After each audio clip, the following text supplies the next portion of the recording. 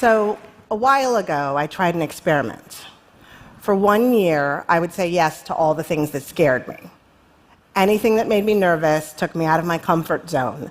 I forced myself to say yes to. Did I want to speak in public? No, but yes.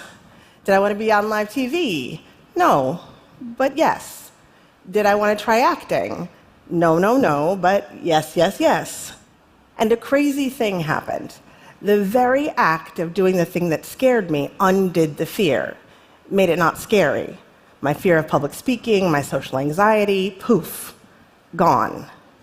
It's amazing the power of one word. Yes changed my life. Yes changed me. But there was one particular yes that affected my life in the most profound way, in a way I never imagined. And it started with a question from my toddler. I have these 3 amazing daughters, Harper, Beckett, and Emerson. And Emerson's a toddler who inexplicably refers to everyone as honey, as though she's a Southern waitress. Honey, I'm gonna need some milk from my sippy cup. The Southern waitress asked me to play with her one evening when I was on my way somewhere, and I said yes.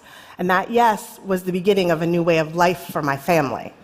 I made a vow that from now on, every time one of my children asks me to play, no matter what I'm doing or where I'm going, I say yes, every single time.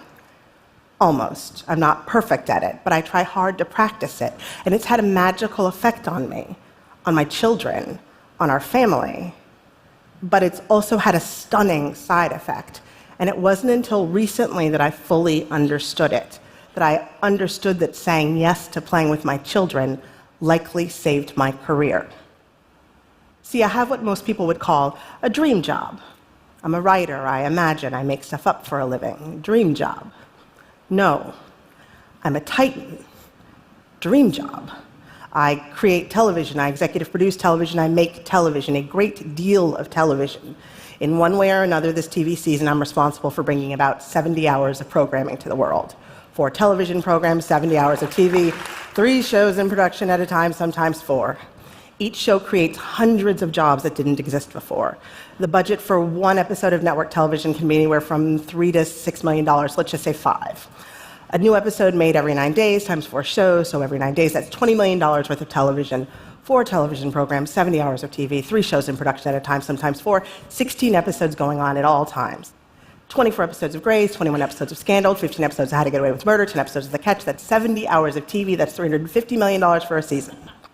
In America, my television shows air back to back to back on Thursday night. Around the world, my shows air 256 territories and 67 languages for an audience of 30 million people. My brain is global. And 45 hours of that 70 hours of TV are shows I personally created and not just produced. So on top of everything else, I need to find time, real, quiet, creative time, to gather my fans around the campfire and tell my stories. 4 television programs, 70 hours of TV, 3 shows in production at a time, sometimes 4, $350 million, campfires burning all over the world. You know who else is doing that? Nobody. So, like I said, I'm a titan. Dream job. Now, I don't tell you this to impress you. I tell you this because I know what you think of when you hear the word writer. I tell you this so that all of you out there who work so hard, whether you run a company or a country or a classroom or a store or a home, take me seriously when I talk about working. So you'll get that I don't peck at a computer and imagine all day. So you'll hear me when I say that I understand that a dream job is not about dreaming. It's all job, all work, all reality, all blood, all sweat, no tears. I work a lot, very hard, and I love it. When I am hard at work, when I am deep in it, there is no other feeling. For me, my work is at all times building a nation out of thin air. It is manning the troops, it is painting a canvas, it is hitting every high note, it is running a marathon, it is being Beyoncé. And it is all of those things at the same time. I love working. It is creative and mechanical and exhausting and exhilarating and hilarious and disturbing and clinical and maternal and cruel and judicious. And what makes it all so good is the hum. There is some kind of shift inside me when the work gets good. A hum begins in my brain, and it grows, and it grows, and that hum sounds like the open road, and I could drive it forever. And a lot of people, when I try to explain the hum, They assume that I'm talking about the writing, that my writing brings me joy. And don't get me wrong, it does. But the hum, it wasn't until I started making television that I started working and making and building and creating and collaborating, that I discovered this thing, this buzz, this rush, this hum. The hum is more than writing. The hum is action and activity. The hum is a drug. The hum is music. The hum is light and air. The hum is God's whisper right in my ear. And when you have a hum like that, you can't help but strive for greatness. That feeling, you can't help but strive for greatness at any cost. That's called the hum. Or maybe it's called being a workaholic. Maybe it's called genius. Maybe it's called ego. Maybe it's just fear of failure. I don't know. I just know that I'm not built for failure, and I just know that I love the hum. I just know that I want to tell you I'm a Titan, and I know that I don't want to question it. But here's the thing. The more successful I become, the more shows, the more episodes, the more barriers broken, the more work there is to do. The more balls in the air, the more eyes on me, the more history stares, the more expectations there are. The more I work to be successful, the more I need to work. And what did I say about work? I love working, right? The nation I'm building, the marathon I'm running, the troops, the canvas, the high note, the hum, the hum, the hum. I like that hum. I love that hum. I need that hum. I am that hum. Am I nothing but that hum? And then the hum stopped. Overworked, overused, overdone, burned out. The hum stopped. Now, my 3 daughters are used to the truth that their mother is a single working Titan. Harper tells people, my mom won't be there, but you can text my nanny. And Emerson says, honey, I'm wanting to go to Shondaland. They're children of a Titan. They're baby Titans. They were 12, 3, and 1 when the hum stopped. The hum of the engine died. I stopped loving work. I couldn't restart the engine. The hum would not come back. My hum was broken. I was doing the same things I always did, all the same Titan work. 15-hour days, working straight through the weekends, no regrets, never surrender. A Titan never sleeps, a Titan never quits, full hearts, clear eyes, yada, whatever. But there was no hum. Inside me was silence. 4 television programs, 70 hours of TV, 3 shows in production at a time, sometimes 4. 4 television programs, 70 hours of TV, 3 shows in production at a time, sometimes 4. I was the perfect Titan. I was a Titan you could take home to your mother. All the colors were the same, and I was no longer having any fun. And it was my life. It was all I did. I was the hum, and the hum was me. So what do you do when the thing you do, the work you love, starts to taste like dust? Now, I know somebody's out there thinking, cry me a river, stupid writer Titan lady. But you know, you do. If you make, if you work, if you love what you do, being a teacher, being a banker, being a mother, being a painter, being Bill Gates, if you simply love another person, if that gives you the hum, if you know the hum, if you know what the hum feels like, if you have been to the hum, when the hum stops, who are you? What are you? What am I? Am I still a Titan? If the song of my heart ceases to play, can I survive in the silence? And then my Southern waitress toddler asks me a question. I'm on my way out the door. I'm late. And she says, Mama, want to play? And I'm just about to say no when I realize 2 things. 1, I'm supposed to say yes to everything. And 2, my Southern waitress didn't call me honey. She's not calling everyone honey anymore. When did that happen? I'm missing it, being a Titan and mourning my hum, and here she is changing right before my eyes. And so she says, Mama, want to play? And I say yes. There's nothing special about it. We play, and we're joined by her sisters, and there's a lot of laughing, and I give a dramatic reading from the book, Everybody Poops. Nothing out of the ordinary. And yet, It is extraordinary because in my pain and my panic, in the homelessness of my humlessness, I have nothing to do but pay attention. I focus. I am still. The nation I'm building, the marathon I'm running, the troops, the canvas, the high note, does not exist. All that exists are sticky fingers and gooey kisses and tiny voices and crayons and that song about letting go of whatever it is that frozen girl needs to let go of. It's all peace and simplicity. The air is so rare in this place for me that I can barely breathe. I can barely believe I'm breathing. Play is the opposite of work. And I am happy. Something in me loosens, a door in my brain swings open, and a rush of energy comes. And it's not instantaneous, but it happens. It does happen. I feel it. A hum creeps back.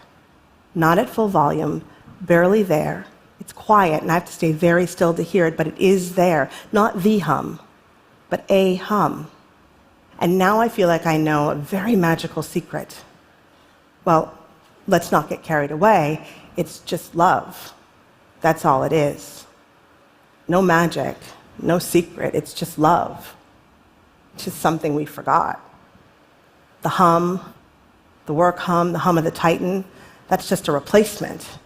If I have to ask you who I am, if I have to tell you who I am, if I describe myself in terms of shows and hours of television and how globally badass my brain is, I have forgotten what the real hum is. The hum is not power, and the hum is not work specific. The hum is joy specific. The real hum is love specific. The hum is the electricity that comes from being excited by life. The real hum is confidence and peace. The real hum ignores the stare of history and the balls in the air and the expectation and the pressure. The real hum is singular and original. The real hum is God's whisper in my ear, but maybe God was whispering the wrong words because which one of the gods was telling me I was a Titan? It's just love. We could all use a little more love, a lot more love. Anytime my child asks me to play, I will say yes. I make it a firm rule for one reason, to give myself permission to free me from all of my workaholic guilt. It's a law, so I don't have a choice. And I don't have a choice, not if I want to feel the hum. I wish it were that easy, but I'm not good at playing. I don't like it. I'm not interested in doing it the way I am interested in doing work. The truth is incredibly humbling and humiliating to face. I don't like playing. I work all the time because I like working. I like working more than I like being at home. Facing that fact is incredibly difficult to handle. Because what kind of person likes working more than being at home? Well, me. I mean, let's be honest, I call myself a Titan. I've got issues. And one of those issues isn't that I am too relaxed. We run around the yard, up and back and up and back. We have 30-second dance parties. We sing show tunes. We play with balls. I blow bubbles, and they pop them. And I feel stiff and delirious and confused most of the time. I itch for my cell phone always. But it is okay. My tiny humans show me how to live, and the hum of the universe fills me up. I play, and I play until I begin to wonder why we ever stopped playing in the first place. You can do it too. Say yes every time your child asks you to play. Are you thinking maybe that I'm an idiot in diamond shoes? You're right. But you can still do this. You have time. You know why? Because you're not Rihanna and you're not a Muppet. Your child does not think you're that interesting. You only need 15 minutes. My 2- and 4-year-old only ever want to play with me for about 15 minutes or so before they think to themselves they want to do something else. It's an amazing 15 minutes, but it's 15 minutes. If I'm not a ladybug or a piece of candy, I'm invisible after 15 minutes. And my 13-year-old, if I can get a 13-year-old to talk to me for 15 minutes, I'm parent of the year. 15 minutes is all you need. I can totally pull off 15 minutes of uninterrupted time on my worst day. Uninterrupted is the key. No cell phone, no laundry, no anything. You have a busy life, you have to get dinner on the table, you have to force them to bathe, but you can do 15 minutes. My kids are my happy place, they're my world, but it doesn't have to be your kids, the fuel that feeds your hum, the place where life feels more good than not good. It's not about playing with your kids. It's about joy. It's about playing in general. Give yourself the 15 minutes. Find what makes you feel good. Just figure it out and play in that arena. I'm not perfect at it. In fact, I fail as often as I succeed. Seeing friends, reading books, staring into space. Wanna play starts to become shorthand for indulging myself in ways I'd given up on right around the time I got my first TV show, right around the time I became a titan in training, right around the time I started competing with myself for ways unknown. 15 minutes, what could be wrong with giving myself my full attention for 15 minutes? Turns out, nothing. The very act of not working has made it possible for the hum to return, as if the hum's engine could only refuel while I was away. Work doesn't work without play. It takes a little time, but after a few months, one day the floodgates open and there's a rush, and I find myself standing in my office filled with an unfamiliar melody, full-on groove inside me and around me, and it sends me spinning with ideas, and the humming road is open, and I can drive it, and I love working again. But now, I like that hum, but I don't love that hum. I don't need that hum. I am not that hum. That hum is not me. Not anymore. I am bubbles and sticky fingers and dinners with friends. I am that hum. Life's hum. Love's hum. Work's hum is still a piece of me. It is just no longer all of me. And I am so grateful. And I don't give a crap about being a titan because I've never once seen a titan play Red Rover, Red Rover. I said yes to less work and more play, and somehow I still run my world. My brain is still global. My campfires still burn. The more I play, the happier I am, and the happier my kids are. The more I play, the more I feel like a good mother. The more I play, the freer my mind becomes. The more I play, the better I work. The more I play, the more I feel the hum, the nation I'm building, the marathon I'm running, the troops, the canvas, the high note, the hum, the other hum, the real hum. Life's hum. The more I feel that hum, the more this strange, quivering, uncocooned, awkward, brand new, alive, non-titan feels like me. The more I feel that hum, the more I know who I am. I'm a writer. I make stuff up. I imagine. That part of the job, that's living the dream. That's the dream of the job, because a dream job should be a little bit dreamy. I said yes to less work and more play. Titans need not apply. Want to play? Thank you.